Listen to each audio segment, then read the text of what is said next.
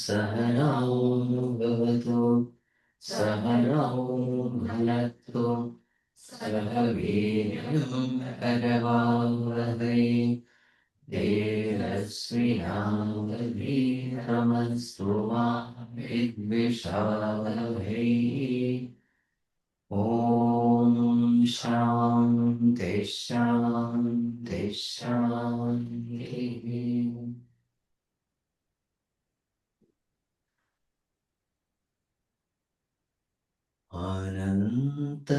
अनन्तरूपा अनन्तनामा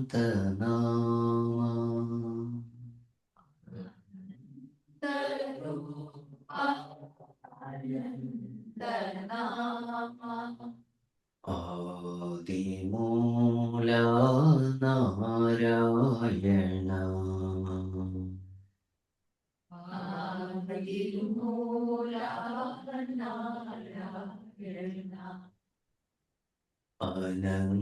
अनन्तरूपा अनन्तनामा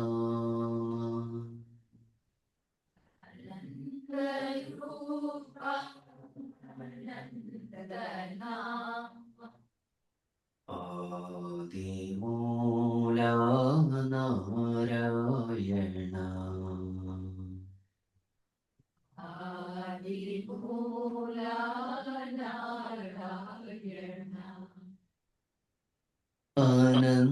अनन्तशयना हे जगन्नाथ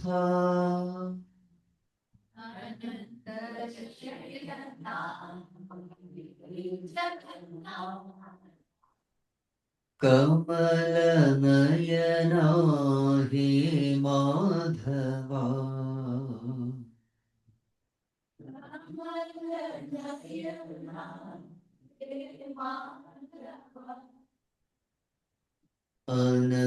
अनन्तशयना हे जगन्नाथ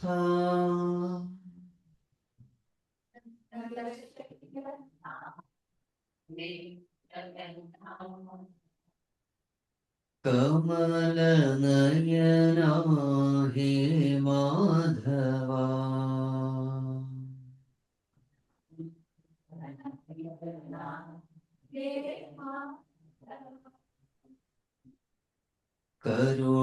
करुणासागर कालियनर्तन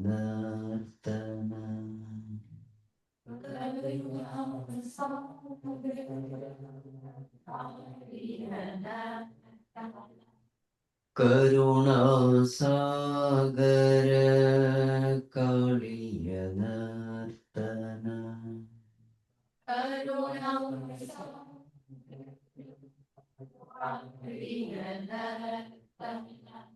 हे दया सिन्धो कृष्ण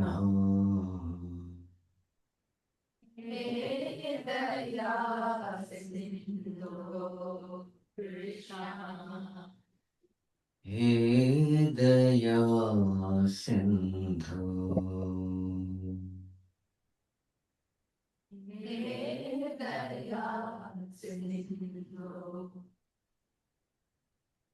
अनन्तरूपा अनन्तनामा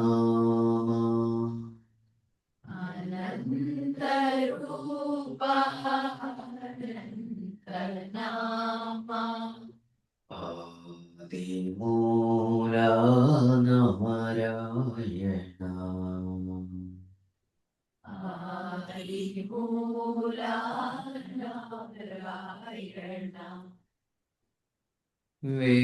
विश्वरूपा विश्वधारा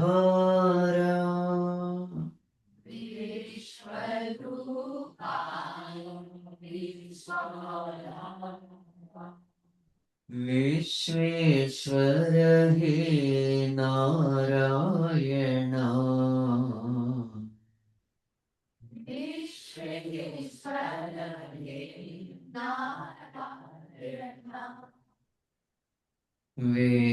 विश्वरूपा विश्वधारा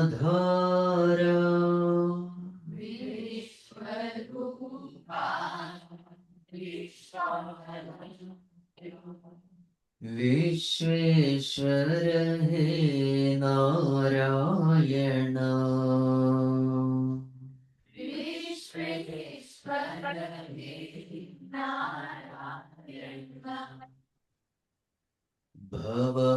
भवभयहरण दीनोद्धरण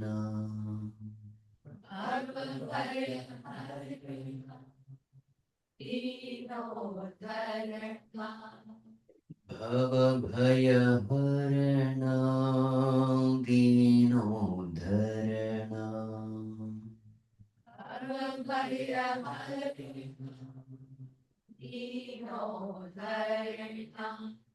हे कृपा सिंधु कृष्ण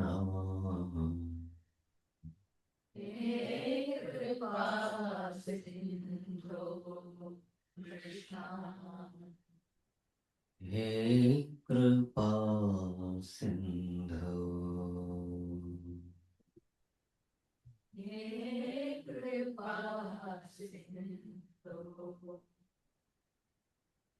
अनंत रूपा अनंत नामा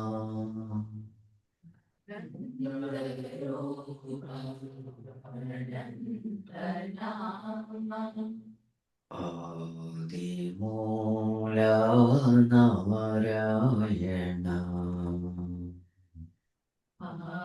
आदिमूला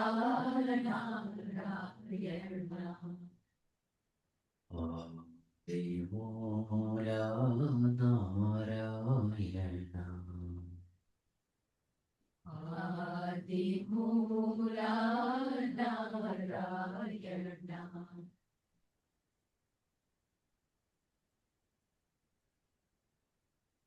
ॐ नमो नारायणाय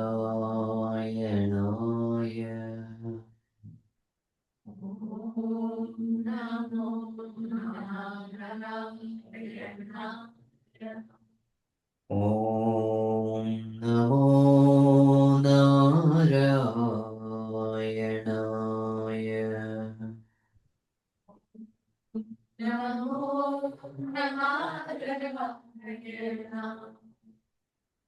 ॐ नमो नारायणाय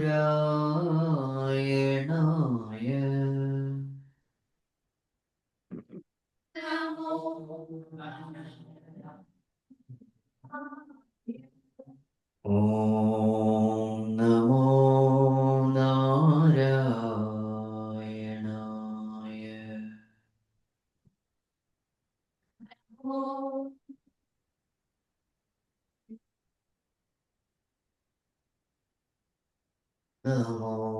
नारायणाय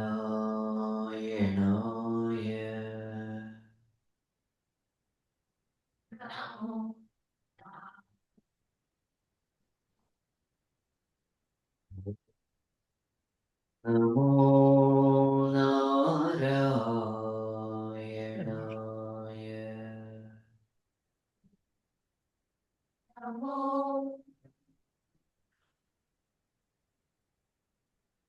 ॐ नमो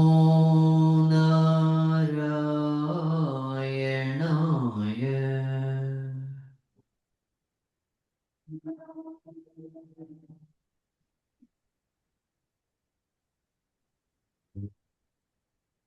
नमो नारायणाय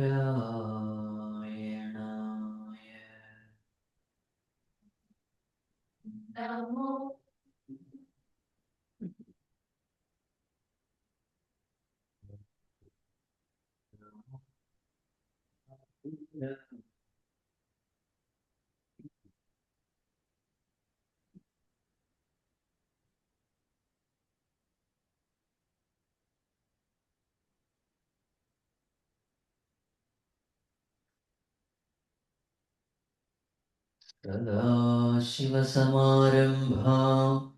शङ्कराचार्यमध्यमाम् अस्मदाचार्यपर्यन्तां वन्दे गुरुपरम्पराम् श्रुतिस्मृतिपुराणानाम् आलयं करुणालयम् नमामि भगवत्पादम् शङ्करं लोकशङ्करम् शङ्करं शङ्कराचार्यं केशवं बादरायणम् सूत्रभाष्यकृतौ वन्दे भगवन्तौ पुनः पुनः समस्तजनकल्याणे निरतं करुणामयं नमामि चिन्मयं देवं सद्गुरुं ब्रह्मविद्वरम् सद्गुरुं ब्रह्मविद्वरम्.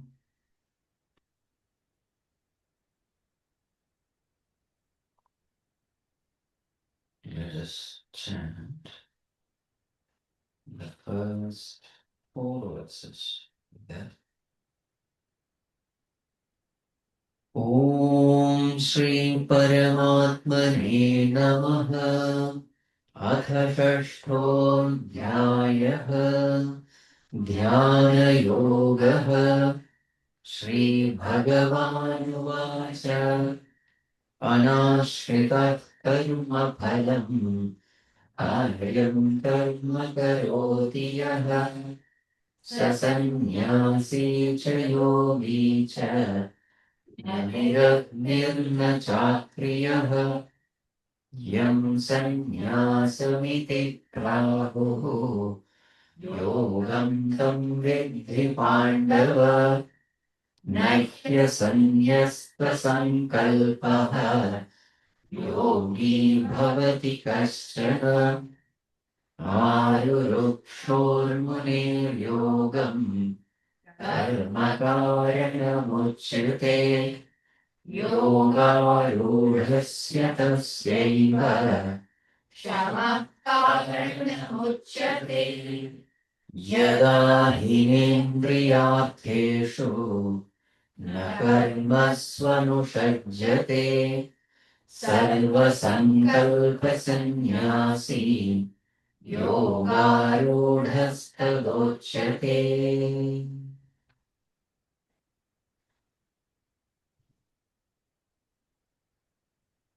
So the sixth chapter does not begin by a question by Arjuna. In some of the chapters we find Arjuna is asking a question and that question becomes the cause for the entire chapter. In sixth chapter that doesn't happen. So it means Bhagavan has to tell something which is important, which Arjuna might not have asked. So now, this sixth chapter begins with the qualification for meditation. So there are so many topics covered in this sixth chapter. What are the topics covered? 7 topics. First one, Yogyata, Dhyana Yogyata. Second one, Bahiranga Sadhanani, general preparation. Third one, Antaranga Sadhanani, preparation at the seat of meditation. Fourth one, Dhyana Swarupam, the nature of meditation. Then what are we supposed to do actually? Next one, Dhyana Pratibandha, obstacles in meditation. Next one, Dhyana Pratibandha Parihar, solutions to the obstacles. And the last one, Prayojanam or Phala, Dhyana Phala. What are the benefits of meditation? Yes. So the first two verses, they are dealing with Yogyata. If we have to successfully meditate, what should we have done? So unless we have purified the mind through Karma Yoga, meditation will not be possible. So such a person who has purified the mind through Karma Yoga is called a sannyasi, he is called a yogi. Because at the seat of meditation, these are the two things to be done. Number one, mind has to be withdrawn from the world. Mind has to be detached from the world. Number two, mind has to be employed in God. Mind has to be fixed in the self. Two things. Detached from the world, attached to God. Detach, attach. So these two processes cannot be successfully done unless the mind is prepared. Pure mind is needed. You've studied Tattva. So Tattva, what are the qualifications of the mind? Sadhana, and what is that? Not sadhana, chaturshti. Shamadhi, shatka sampatti. The sixfold virtues in a mind, qualifications of the mind. So what are they? Shama, Dama, Uparama, Titiksha, Shraddha, and Samadhana. Sixfold. So these are the abilities of a mind which is pure. Shama, quietening ability. Dama, controlling ability. The ability to control the sense organs. Uparama or Uparati, withdrawing ability. The ability of the mind to withdraw from the world, from the sense objects. Titiksha, enduring ability. Not getting distracted from the goal. Endurance, enduring pleasure, pain, all those things, and not getting distracted. Enduring ability, Titiksha, Shraddha, trusting ability. Ability to trust the scriptures, trust the Guru. Vedanta Vakyeshu Vishwasaha Shraddha. That is also an ability of a pure mind. If that ability is not there, what will the mind say? This Swami is bluffing. You see, all these are defects. In a pure mind, that doesn't happen. Shraddha and then Samadhanam, ability to focus, ability to concentrate, ability to pay attention. So these are all the abilities that manifest in a pure mind.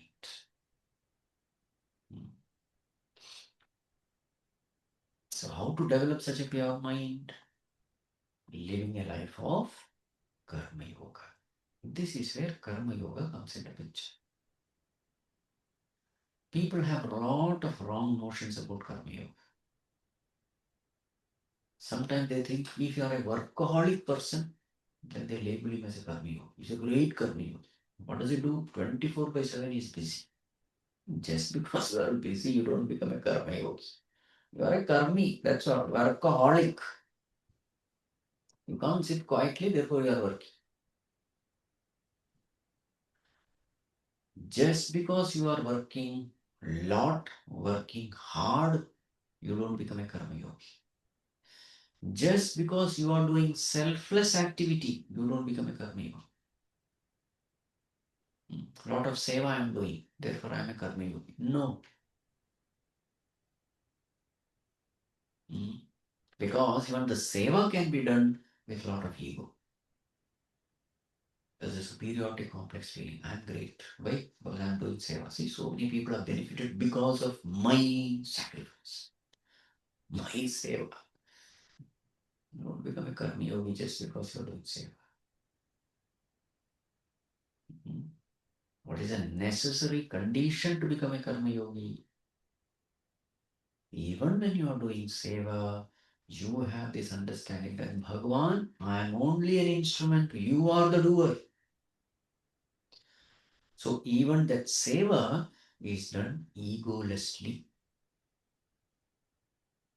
You're not allowing the ego to grow. Even seva can give you big egos.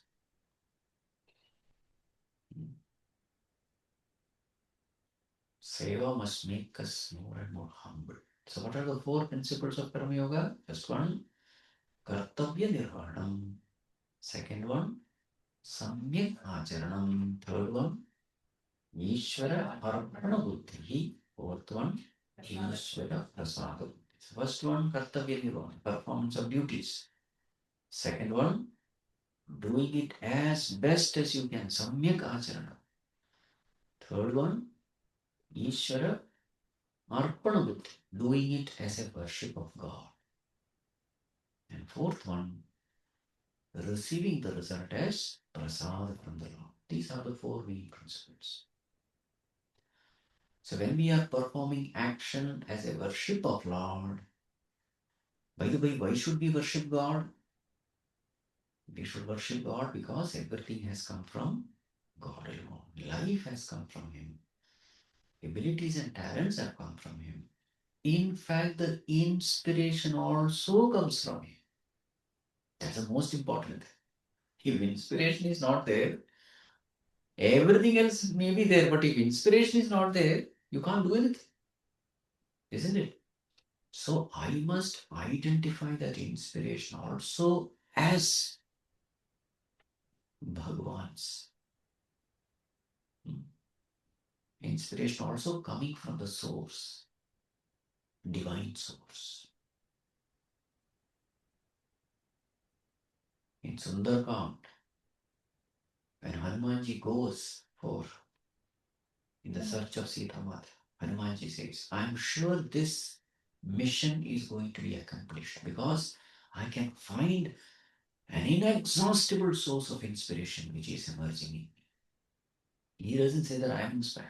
The one who wants the work to get done is inspiring me. You see? So now we are all Chinmaya Mission Sevaks. Identify that inspiration also to go there. A lot of work is there. A lot of challenges are there. Difficulties are there. But in spite of that, there is some inspiration. In spite of snow or whatever the weather is. What is that which makes me go there and do all this seva? See, materially I'm not getting anything. Still I want to go there and do. Where is that inspiration coming from? That is coming from Bhagavan. So everything is coming from Bhagavan. So therefore, I must perform all my actions as a worship of the Lord. So in this worship, what is the most important thing? I do what pleases God. And what pleases God? Path of righteousness, dharma, values. These are the things which will please God. So when you have done that, you will find a sense of fulfillment. That is called as Ishvara Prasada. Bhagavan is pleased. That is the real prasada, not the eatable prasada. Eatable prasadam is only a representation of this prasada. Because this inner real prasadam, even to recognize it, it is very difficult because it is subtle. Outer prasadam, it is very easy to understand. The real inner prasadam is this. After doing your job, seva, etc., that sense of fulfillment. Sometimes the physical prasadam you may not even get. You are the one who has cooked it, you serve it, people are more, you give it away, you don't get anything. Even though you don't get anything, there is a sense of fulfillment that yes, I gave everybody. Though I did not get, doesn't matter. That joy in the heart is prasad. Yashnya shishtashinas santah muchyante sarvakal vishehi. So all those little acts which gives that sense of fulfillment, slowly the mind becomes purer and purer. That is why we all do seva.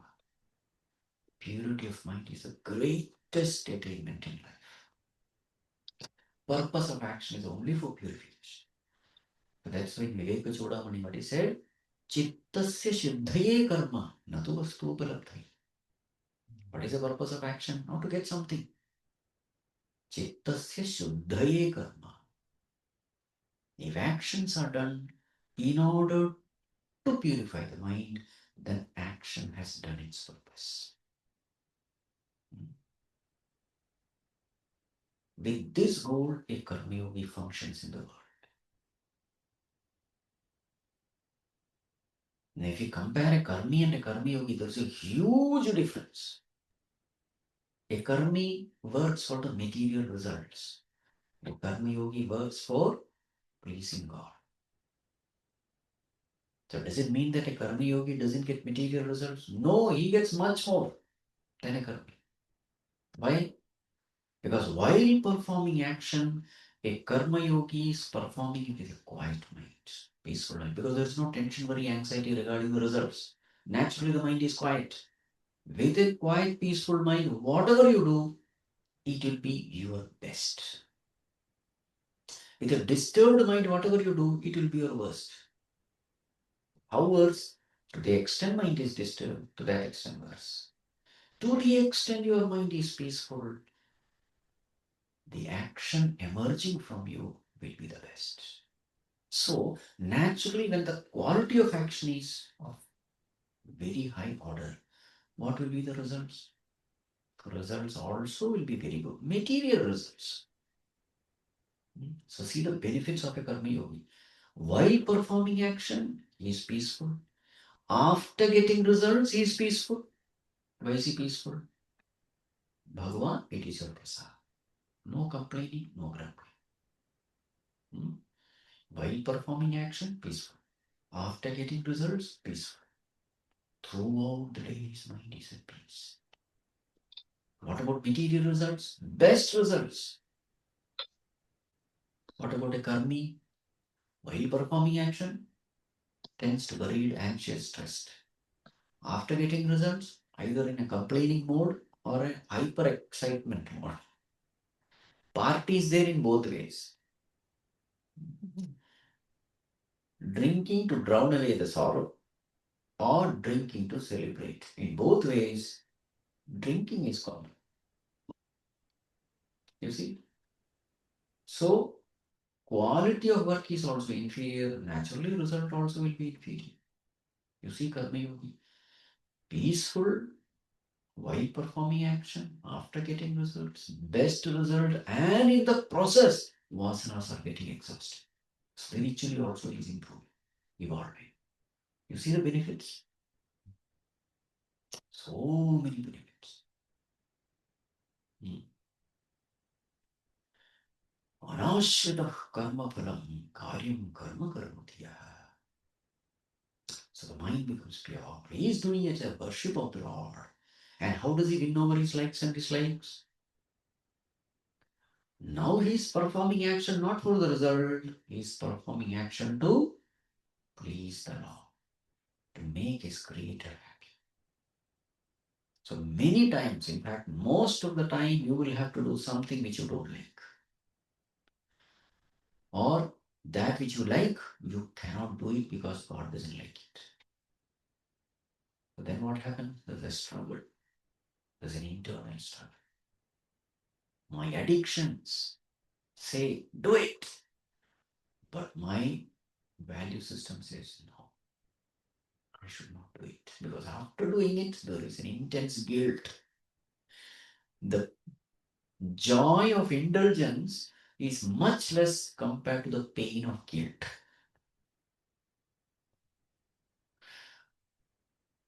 The initial pleasure is nothing compared to the final pain. If this is coming in your life, know for sure you are growing in spirituality. When you grow in spirituality, the sense object is tempting you to indulge. But then you say, no, pleasure is only little, but in the end, I have to suffer the guilt, displeasing God. There is a price to be paid for it. So slowly, slowly you become more and more alert, more and more vigilant, naturally more and more disciplined. All these things starts coming. This is called a surrender unto God. Many times surrender is misunderstood. Surrender means not doing anything. God, you do everything. I am helpless. That is not surrender. What is surrender? Whatever God likes, I will do. That is active surrender. Many times people have misunderstood the word surrender also. Surrender means what? God, you do everything. I just remain quiet and keep on doing what I like to do. That is not surrender.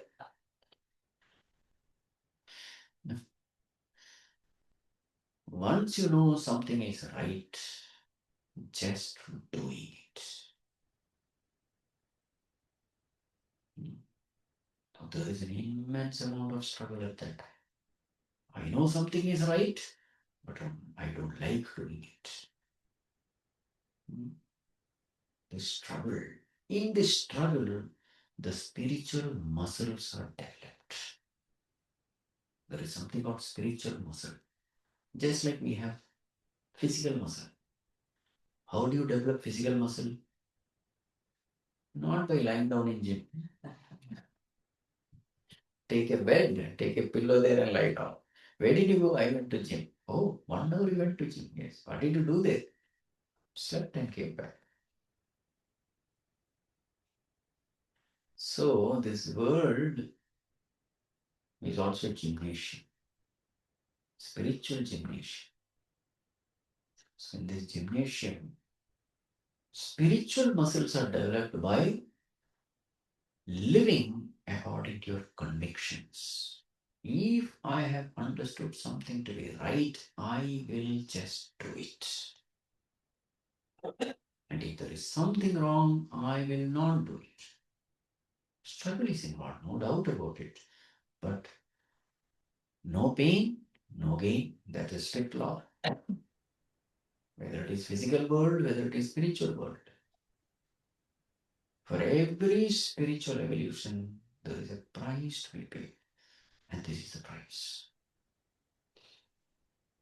And then what happens in this struggle, slowly, slowly the mind starts becoming pure.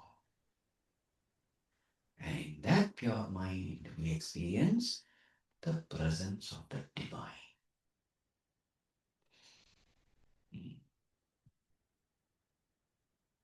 So this struggle is unavoidable. So in the next verse, Bhagavan says, Uddhare. Let us chant verse number 5 and 6. Very famous verses. Uddharedātmanātmānam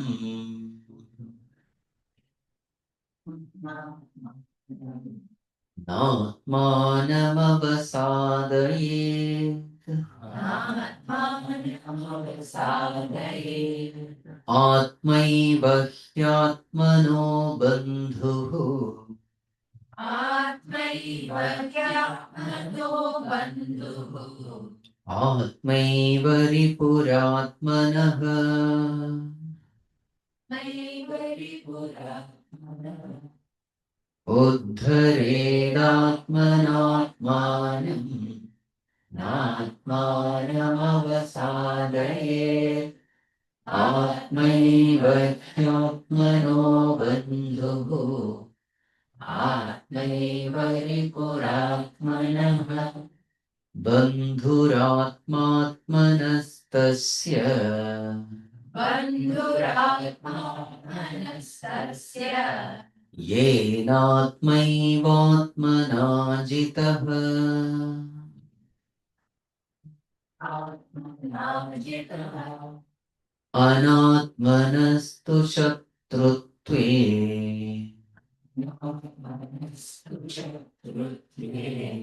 Vartetātmaiva shatruvat Vartetātmaiva shatruvat Bandhuratmatmanastasya Yenatmaivatmana jitah Anatmanastu shatrutve Vartetātmaiva shatruvat.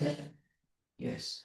Uddharet Atmana Atmanam. Atmanam uddharet. Atmana uddharet. Lift yourself by yourself. Do your uddhar. Na atmanam avasade. Lift yourself and don't allow yourself to fall down. Because Atmaiva hi Atmana bandhu. You are your own friend. Atmaiva vipuratmana. You are your own.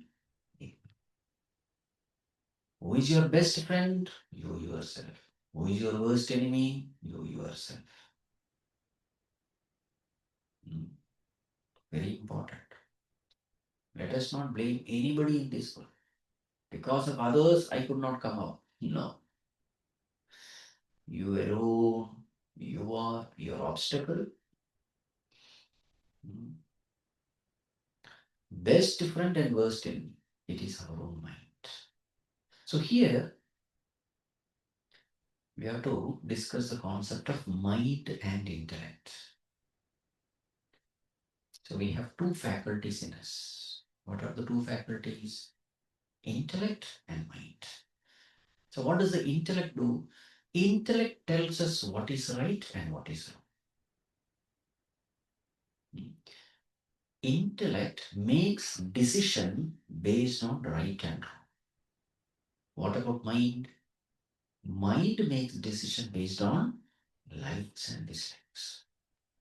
So intellect says, this is right, let us do it. This is wrong, let us not do it. Mind will say, this I like, let us do it. This I don't like, let us not do it. So permutation combination, how many? 4 situations are there. Situation number 1. Something is right and I love doing it. Any problem? No problem. Situation number 2. Something is wrong and I don't like doing it. Any problem? No problem. Now the next 2 are problematic. What are they? Something is right, I don't like it. Something is wrong, I love it. So now the question here is where Uddharet comes. Whom should we listen to with this definition? Intellect or mind? You should always listen to intellect. So there is a struggle, there is a tug of war. Intellect pulling in one direction, mind is pulling me in another direction. So every time we study scriptures, who is developing? Intellect. Earlier I did not know what is right and wrong. After studying the scriptures, I know, oh, I've been living the wrong way. So every time you do studies, there is an added responsibility. So if you don't want responsibility, don't come to any study class. Because you are empowering your intellect. Now next time you see a situation, intellect will say, this is what I have studied. This is the right thing. You must do it. Mind will say, but this is not the way we have been doing it. Now there is a struggle. So Uddharet means what? If I am convinced that something is right, I am going to do it. Then you are lifting Uddharet. Now the law is this. Whomever you listen to, intellect or mind, that faculty will become strong. That's the law. You are empowering that faculty. If you are listening to intellect, intellect will become very strong.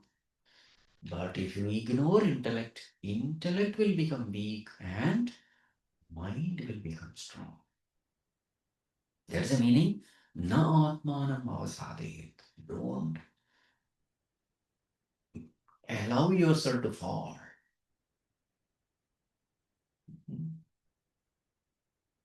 You are your own best friend. When do you become your best friend? When intellect is so strong that mind just obeys the intellect.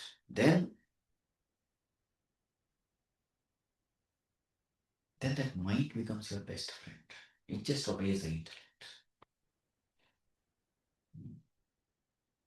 In such a person's life, that intellect becomes very powerful torchlight. When you have a very powerful torchlight, you can see long distances very clearly. But suppose it is just like 0 watt bulb, you can see only immediate something. If the torch is very powerful, you can see everything clear. Intellect becomes like the torch. As you start listening to your intellect, intellect becomes stronger, thinking becomes brighter, clearer. You are able to analyze every subject very deep.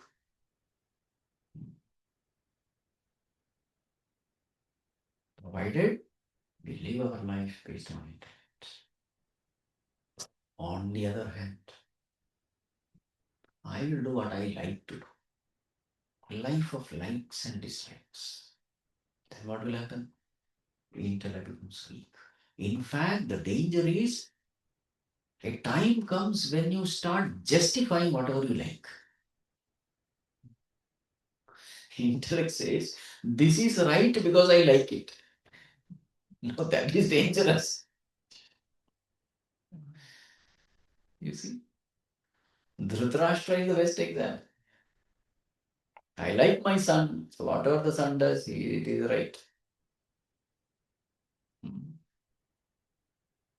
So mind becomes very powerful. Intellect starts justifying the mind. All these chain smokers, drug addicts, drunkards, they're all the example. Who is their worst enemy? Not the drug or the drink. Their own mind. Powerful mind. It will pull, hey, who are you to say no? Come here, drink. To drink. Helpless. Worst enemy. Atmaiva ripuratmanaha.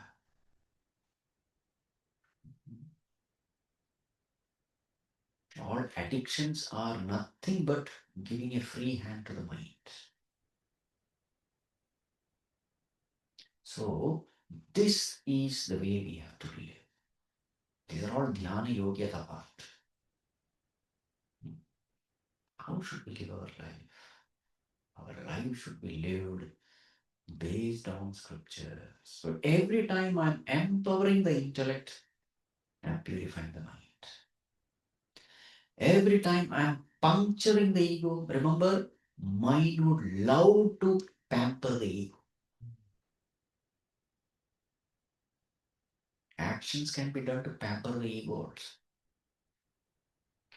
Every time we are doing action to pamper the ego, what will happen? Mind will become impure. Intellect will say, hey, what are you doing? Talking about yourself too much. Enough. You see?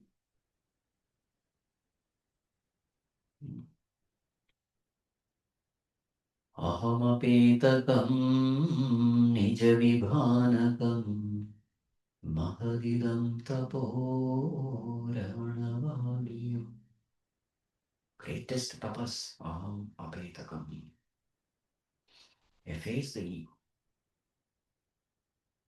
Do everything and say that Bhagavan, you did everything, I did not do anything. Then the ego is effaced. There are 3 types of people in this world. Number 1, they don't do anything, but they say, I did everything. Lowest category.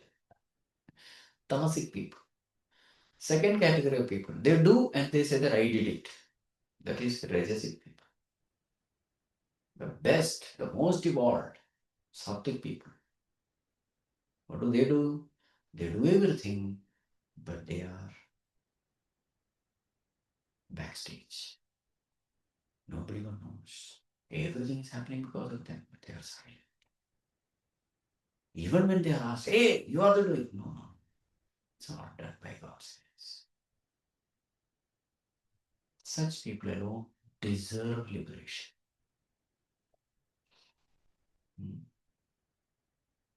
So this is another thing, Uddhare, nurture the ego. Another way of Uddhare. So these are all preparing the mind. Okay. Listen to your intellect, number 1. try to live your conviction. Then, whenever ego comes, puncture it. Next one, ensure that mind is given sattvic samskaras. Rajas, tamas, no. As much as possible. This is another way of Uddhari.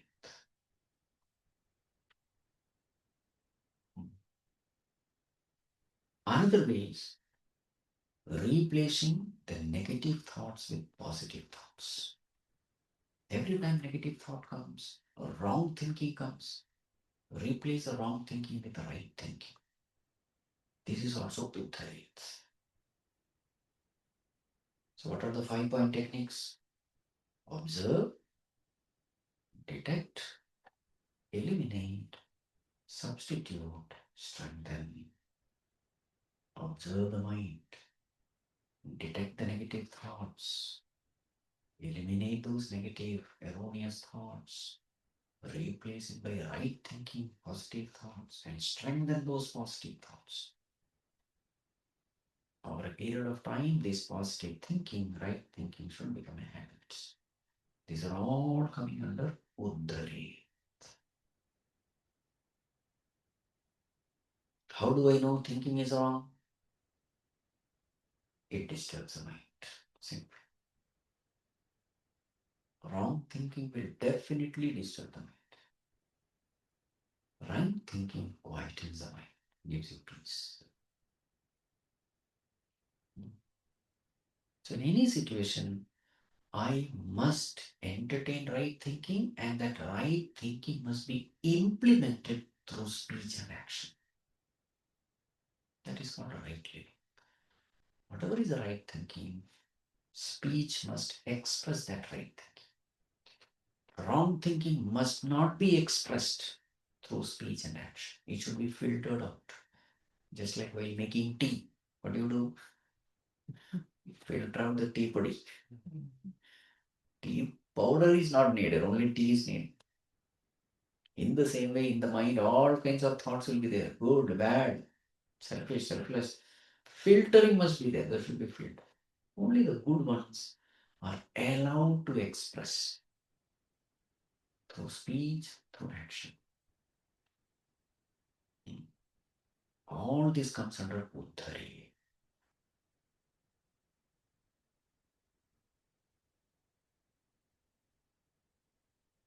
Kama, Krodha, Lobha, Moha, Mada, Matsarya. I hope all you know all this.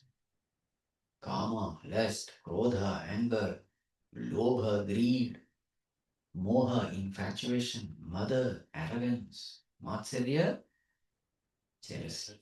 All these are negative. These negative traits must not be allowed to flourish in our bosom. So these are all Uddhari. The world will create situations to bring out all this. We must discourage this negative thought, thinking pattern. To the extent you go on working on your mind, that mind becomes more beautiful mind, pure mind, disciplined mind. And finally, this mind becomes your best friend. How does it bless you? So many ways, not just in meditation. A beautiful mind. First blessing is you enjoy an uninterrupted peace.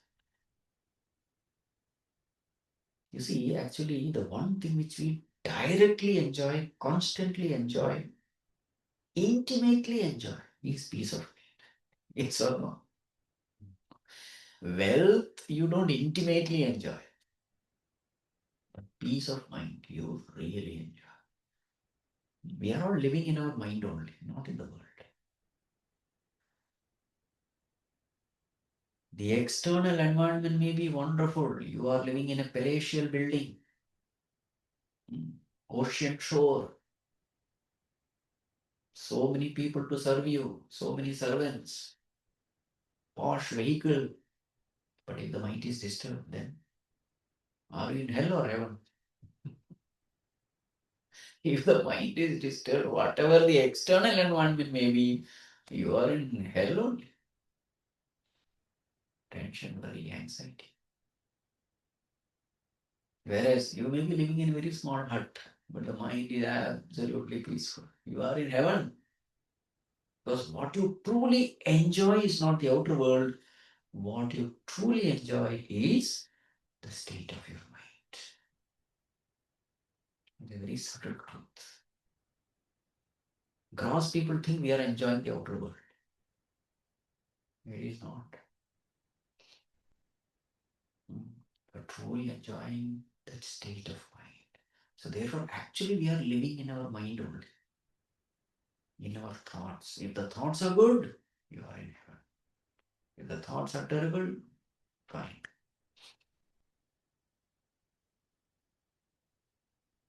So this is number one, benefit of a beautiful mind. Number two, with such pure thoughts, good thoughts, naturally the words are sweet, beneficial.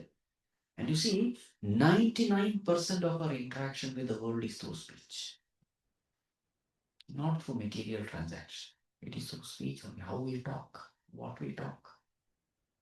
So naturally, when the speech is beautiful, beneficial, everybody start loving you, respecting you. So what kind of world you create around you? A beautiful world where people love you, respect you, revere you. Again, your actions are noble, selfless.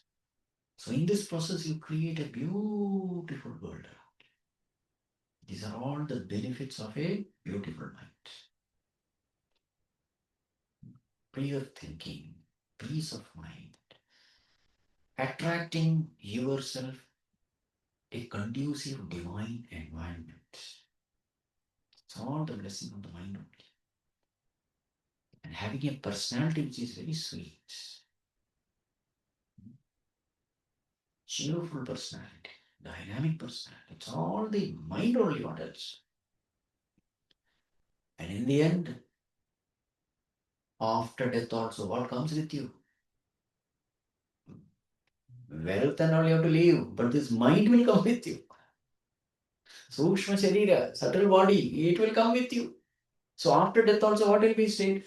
While living, if you are peaceful, after death also, that peace continues. There is no sudden change. Only thing is physical body is not there, but the mind is there, no? Where are you living then? Mind. Good or bad, whatever you have cultivated, you will be with your mind. So that peace continues. Again, next birth, with that mind only you are born. So therefore, real, that is why Bhagavan says, Daivi Sampat is the real Sampat. Divine wealth, not the Laukika Sampat. Daivi Sampat. All the noble virtues that we cultivate, it is ever with us. In this world, in the other world. Here, hereafter. So what do the wise people do? They pay a lot of attention in cultivating this divine wealth. In the process, they may lose the worldly wealth, no problem. No compromise with divine wealth. Devi sampat vimokshaya nibandhaya asuri mata. Demonic wealth is also there. Kama, krodha, lobha, moha. There is also wealth. Wealth is something which you get by hard work. Okay. That which you earn is called wealth. Anger, jealousy, greed, that is also earned only. Every time you become angry, you are earning the wealth of anger. Every time you put the samskar of anger, greed, etc., you are earning that wealth. Asuri wealth it is. Asuri sampat. So wise people are very careful. They are also earning. They are also greedy for wealth. But what wealth? Devi sampat. So these are all the benefits. So such a mind So it is not just in meditation that a beautiful mind is useful. What I'm saying is that mind blesses us in so many ways. That's why that mind is called best friend. Bandhuratmatmanastasya yena atmaiva atmanajita. The one who has conquered the mind with his intellect, the lower self with the higher self. For such a person, mind behaves like a bandhu friend. But anatmanattu shatrutve varteta atmaiva shatrut. But for a person who has not cultivated that mind, he has lived a life of likes and dislikes, indulgences, compromises. For him, his own mind becomes his worst enemy. Worst enemy. Now, the next verses are about how this beautiful mind blesses us in spirituality. What all are the benefits this person gains? Let us chant verse number 7. जितात्मनः प्रशान्तस्य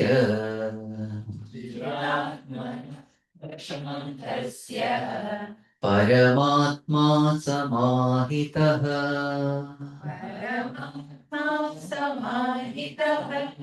शीतोष्णसुखदुःखेषु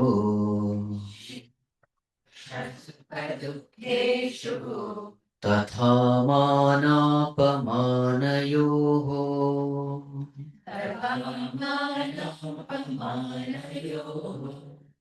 जितात्मनः प्रशान्तस्य परमात्मा समाहितः शीतोष्णसुखदुःखेषु तथा मानयोः. So these can be put under dhyana phalam, benefits. So such a person who has made his mind beautiful, jitatmanaha, he has conquered his mind.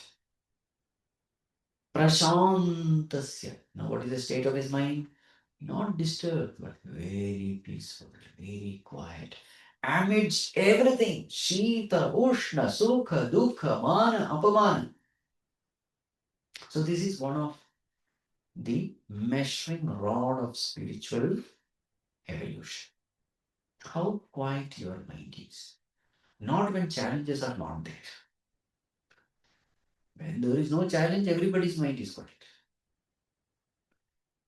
Amidst ups and downs of life, Shita Ushna at the body level, Sukha Dukha at the mind level, Mana Pamana, honor, dishonor, praise, criticism, joy, sorrow, heat, cold, victory, defeat, gain, loss, health, disease. Life is nothing but dvandva, pairs of opposites. Amidst all these pairs of opposites, what is the state of mind? Generally, what is the state of mind? Victory, high. Defeat, low.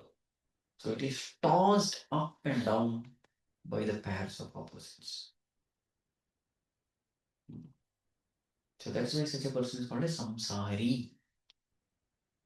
The one whose mind is affected by the ups and downs of life.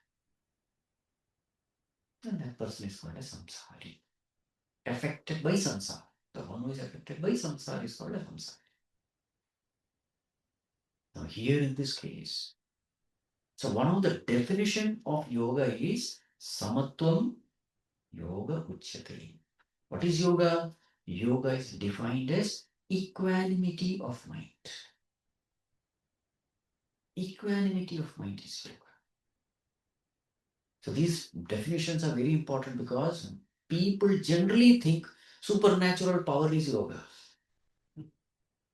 In the society, for most of the people, what is a yogi? He is a great yogi. Why? He is able to predict the future. He is able to read the mind.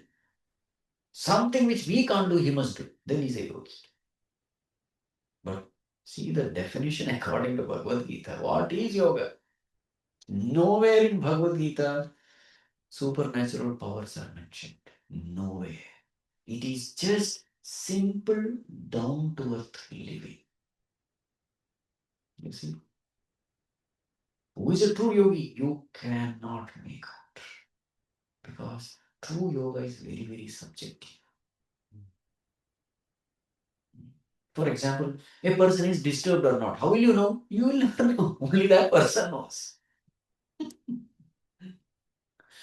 You may be carrying a storm inside, but externally you can have a mask, smiling mask. Yoga has nothing to do with show off. It is inner, silent, secret, subjective living.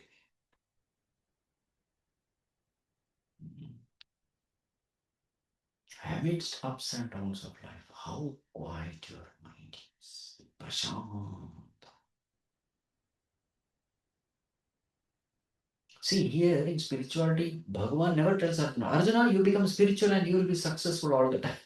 So this is another wrong notion about people.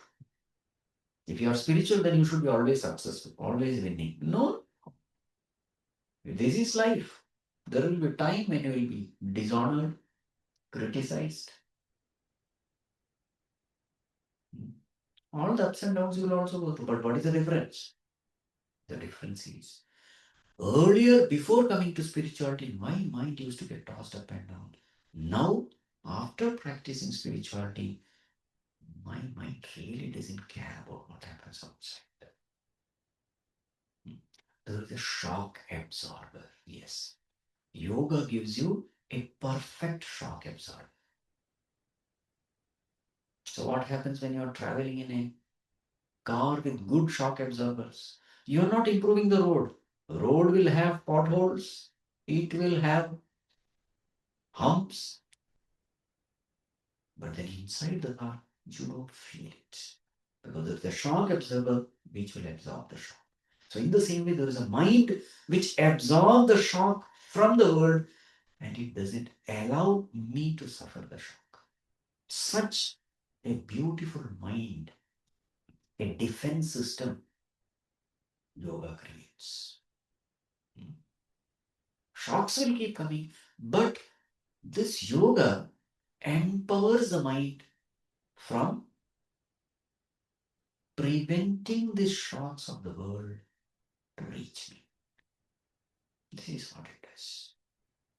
Shita Ushna Sukha Dukkeshu Tathamana Pumane Oho Prashantasya. In such a peaceful mind, a wonder happens. What is that? Paramatma Samahita.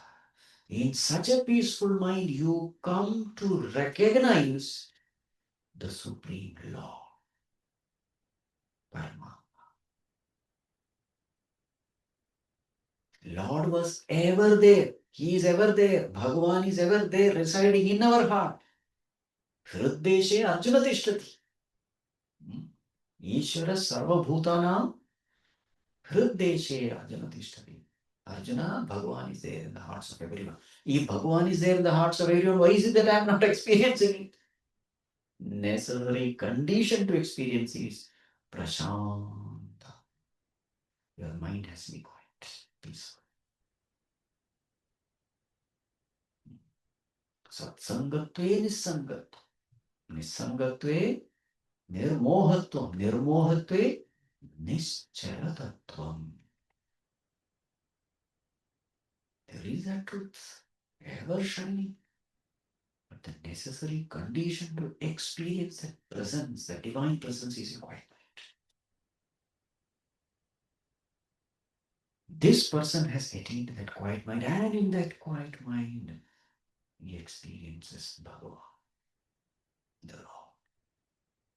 Now, this is the greatest achievement. To come to know, I am not alone, God is with me. It is not just information. It is not bookish knowledge. It is direct experience. Now, you have got the Wi-Fi connection. Wi-Fi was everywhere, but password was not there. The moment you connect it, the device is connected. Then after that, that mobile, though it may appear like any other mobile, unconnected mobiles, but this mobile is very different now. Yes or no? All mobiles look alike. But the connected mobile is very different from disconnected mobiles. That connected mobile can do something which others cannot. Others could have also connected, but they never cared to connect. Facilities are there. You can't say Wi-Fi is not there. No, Wi-Fi is there everywhere. Omnipresent it is. But the question is, have you made the connection? It's a $1,000,000 question. Have you made the connection? When you do uddhare, what are you doing? You're preparing the mind to connect. Paramatma samahita. And once you are connected to God, the rest everything happens. Shita, Ushna, Sukha, Dukkha, Mana, Apamana, you don't care. You care about only one thing. Is Bhagavan happy with me? Is Bhagavan with me? Yes. Am I a good child of Lord? Fine. I don't care about the world. I am connected to my Creator. Well, creation has to be conducive towards me because the Creator is with me. I don't care who is telling what. But if I'm connected to Him, yes, I'm connected to everything. The certificate should not come from people around. The certificate should come from the Creator. That is a real certificate.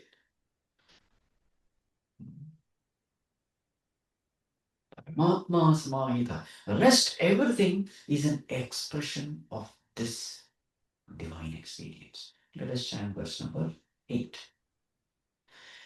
Jnana Vijnana Triptatma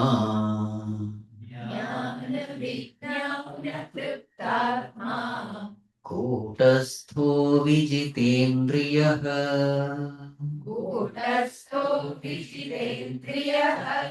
Yukta Ityuchyate Yogi Samaloष्टाश्म काञ्चनः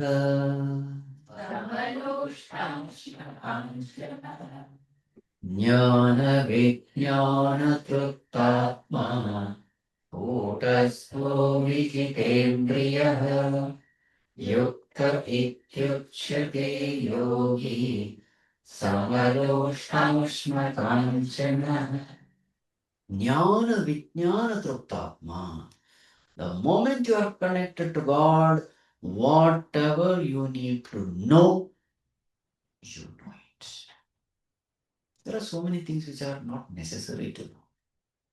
When you are not connected with God, you will want to know so many useless things. And the most important thing, you don't know. For example, a dreaming person is dreaming so many things. What is the most important thing to know? The most important thing is to know that I am not a dreamer, I am a waker. Waking knowledge is the most important. Rest, all the knowledge which he gains in the dream, it is useless. Correct? In the same way, in this world also.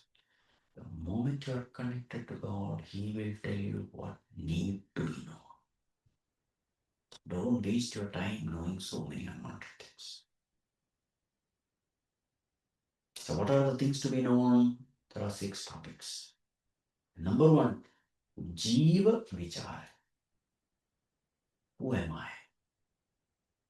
Number 2, Jagat Vichara. What is this world? Number 3, Ishvara Vichara. Who is God? Number 4, bandhana vichara. What is bondage? Number 5, moksha vichara. What is liberation? And number 6, sadhana vichara. How to liberate myself from bondage. This is real knowledge. First one, jiva. Who am I? Next one, jagat. What is my relationship with the world? What is this world? Why this world has come? What's the purpose of this world? Jagat vichara. Next one, Ishwar vichara. Is there a God who has created me, created the world? Who is that God? What is his nature? Next one, bandhana. Why am I bound? Why am I suffering? Why am I miserable? Why am I full of sorrow? Where is this sorrow coming from? Bandhana. Next one, moksha vichara. What is liberation? What is the goal of my life? Why am I here? What is the state of perfection? Now I am in bandhana. There is something called moksha. How to build a bridge from bandhana to moksha, from bondage to liberation? How to get it? How to free myself? If these 6 things you are clear, then you are jnana triptatma. You have understood what need to be understood. And if you have got a direct experience, then you are vijnana triptatma. Experiential knowledge. So there is informative knowledge, there is experiential knowledge. First you gather information through Shravana, and finally to Nididhyasana, you get experiential knowledge. That's what. And the mind cooperates with you in this process. Which mind? Purified mind. Impure mind will not cooperate.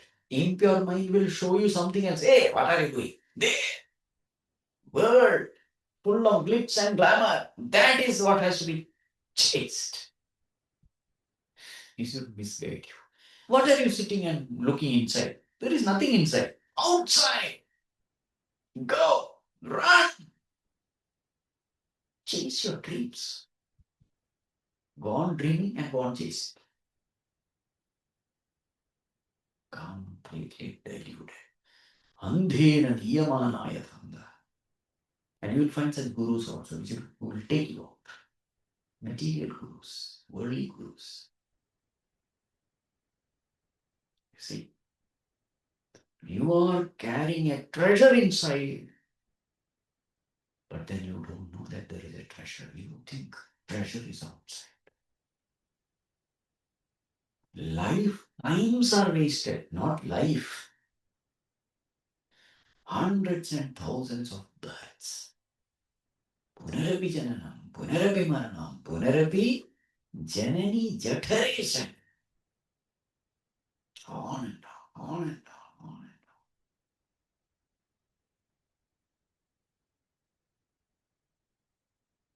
on. But the moment you walk this path of spirituality, you come to know, oh,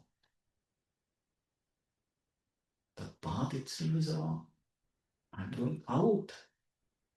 Truly speaking, I have to go in.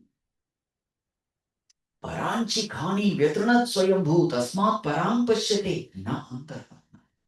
These sense organs, they have been cursed by God. Therefore, these sense organs take us outside. Na antaratman, God is right here. Kaschid dhira pratyekatmanamaikshatu avritta chakshu vritattamichan. Very rare few people, they come to know, oh, direction is wrong. Not outward, but inward. Then they gain immortality. You see the difference?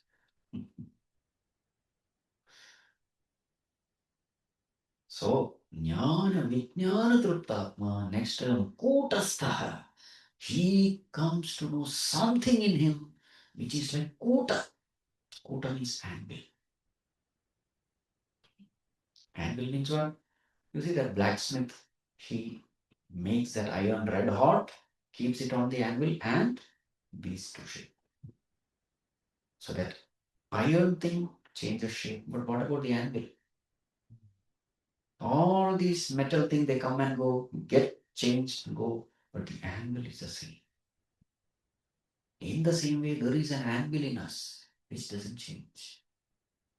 Body changes, mind is changing, everything in our personality changes, power of the sense organ changes, but there is something in us which doesn't change.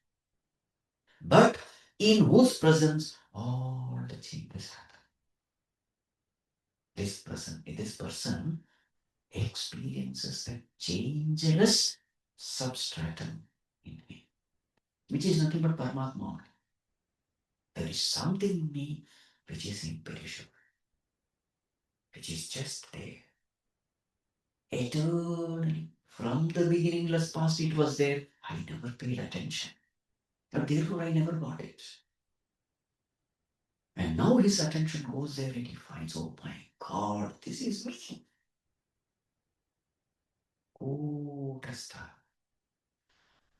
And what is the nature of that changeless entity?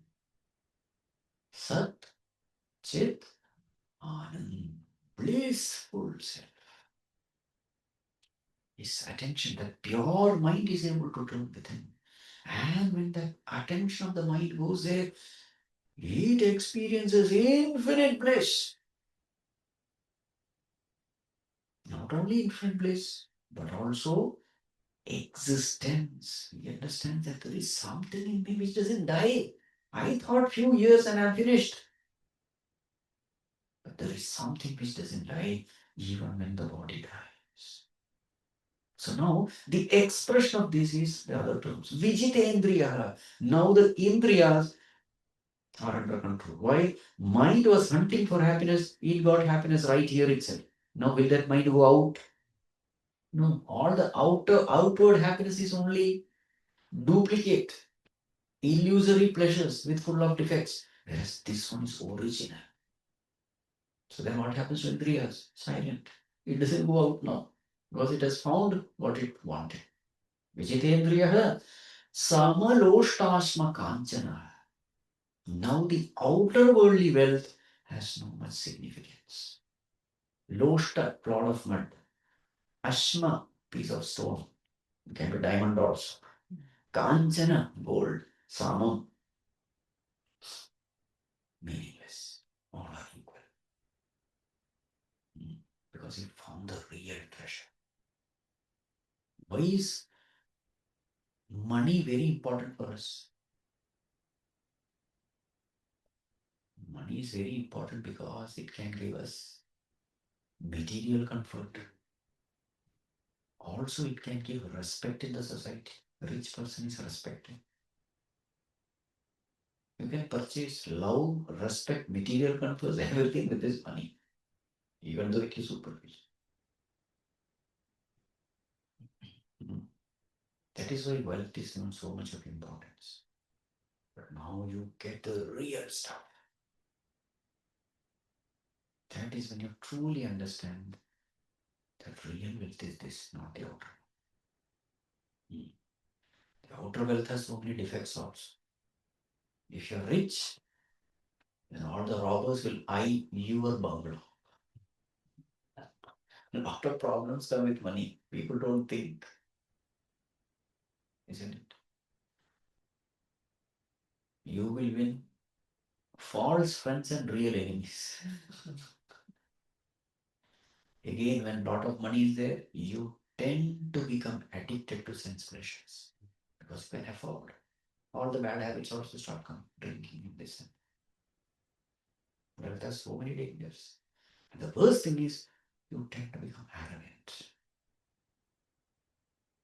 And ego is the source of all vices.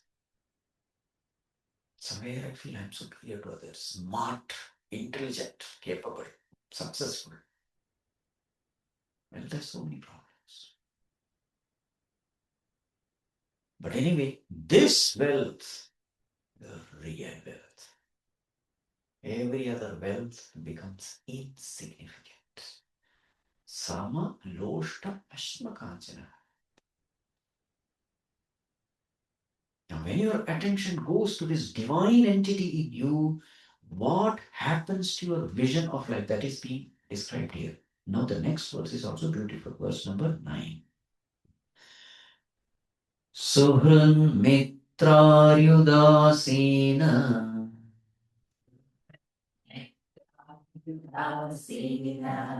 madhyasthatveshya bandhushu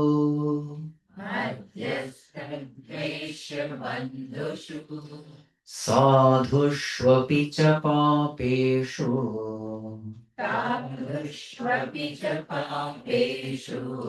समबुद्धिर्विशिष्यते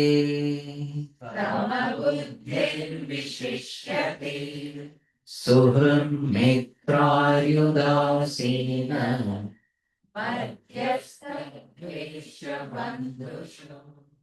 साधुष्वपि च पापेषु समबुद्धिर्विशिष्यते. A tongue twister. सुहृन्मित्रायुदासीन मध्यस्थ bandhushu. Now, this is another great blessing of knowledge. What is that? Samabuddhi. With respect to people. All kinds of people are there around us. What are there? Suhrit, well-wisher. Mitra, friend. Ari, enemy. Udasina, indifferent person. Madhyastha, a mediator. Dveshya, the one who hates me. Bandhushu, my relatives. Sadhushu, the person who is righteous, walk the path of righteousness. Sadhu. Papeshu, sinners.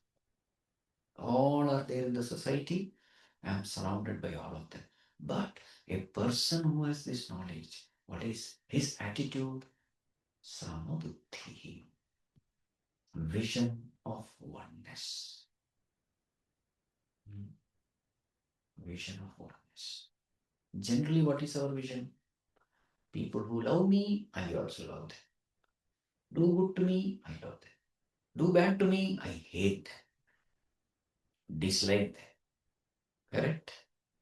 Here, see this. Samabuddhi. Where does this samatvam come from? This samatvam comes from this knowledge. You see, whatever training you have given to your mind, that mind will behave according to that training. If the mind is given the training to see the essence in me, so when it looks out, what will we see in others? The essence in them. If the mind is training to see only the body, then when it turns out, it will see only the body in others. What is the mind seeing in me? Is the mind seeing the body? Then it will see only the bodies of others. As far as the body is concerned, we are all different. All types of bodies are there. If the mind is trained in seeing the values in a person, then the mind will see the values in other person. But if the mind sees the essence, what is the essence in me? Consciousness is the essence. Now when it looks out, what does it see? Oh, this person is also nothing but consciousness functioning in this body. That person is also consciousness functioning in that body. Basically, everybody is nothing but consciousness alone. Now this is called as samabuddhi, vision of oneness. Now why is this vision is glorified? This vision is glorified because once you have this vision of oneness, all the other values just go. Wherever there is vision of oneness, there is love. Wherever there is oneness, there is love. Wherever there is vision of plurality, there is comparison, there is competition, there is hatred, there is jealousy, superiority complex. Why? I am different, you are different. No, who is better? But suppose you and me, we are one. Then there is no competition, there is only cooperation. That's the beauty of this Vedantic knowledge. You're trained to see oneness in everyone. It's called a Sattvic knowledge in 18th chapter. Bhagavan calls it Sattvic knowledge. What kind of knowledge do you possess? Is that knowledge divisive or is your knowledge unifying? In all the gold ornaments, if you are seeing gold, then that vision is perfect. In all the waves, you are seeing water, that one thing. In the same way, in all human beings, what are you seeing? Some people are divided by gender. Some people are divided by caste. Some people are divided by nationality, religion. So many ways we have divided ourselves. But a man of vision, man of wisdom, what is his vision? We are one. Body today it is there, tomorrow it is not there. But there is something which is imperishable, which is sustaining the body. That is consciousness. Naturally, the expression of this vision of oneness is love. Expression of this vision of oneness is values. All the values come from this vision. Love, compassion, forgiveness, kindness, cooperation, everything comes from this. Samabuddhi. Now, this also becomes a test for our spiritual evolution. How much I am able to tolerate the imperfections of others.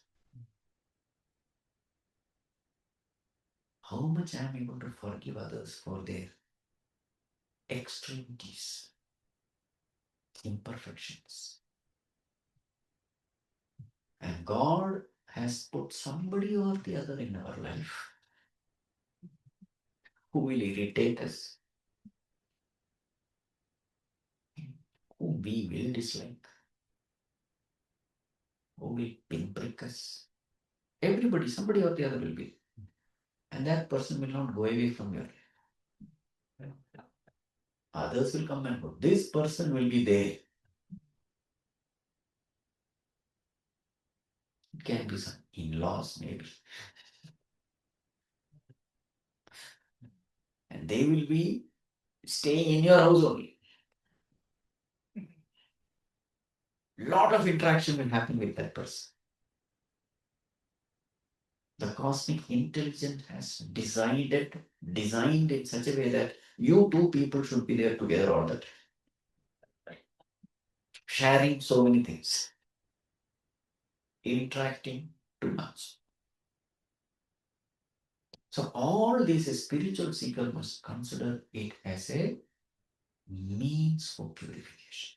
Every time I'm disturbed, I am wrong. Not that person is wrong. No. If that person is capable of disturbing me, it is only because I am not strong, I am weak. So instead of eliminating that person, let me become strong. What is the sign that you have attained strength? Presence or absence of that person doesn't make any difference. Prashantas. Yes, then you will find that that person goes away because that person has taught you a lesson. Every person who is coming to our life is coming to polish our sharp edges, corners. This is the way we have to take. So don't allow anybody to disturb you. If I am disturbed, don't say that person is disturbing me. No. If I am disturbed, it is my own weakness. So that person is a guru in a way. Who is a guru? The one who elevates you, helps you evolve. Spiritually is a guru. The person who irritates you, mentally go down to that person. There is something to learn from that person. That person has come to your life for a purpose. And remember, if you try to eliminate that person, avoid that person, next life again somebody else will come. This is the law of this cosmos. If you have not learned your lesson, those lessons will be repeated. So better learn the lesson and move forward. Don't fail. Now the topic is at the seat of meditation. What are you supposed to do? There you will see. Om Sarve Bhavantu Sukhinah Sarve Santu Niramayah Sarve Bhadrani Pashyantu Ma Kaschid Dukkha Bhavet Asato Ma Sadgamaya Purnasya Purnamadaya Purnamevavasishyate Shantiः Hariः Om Shri Gurubhyo Namaः Hariः Om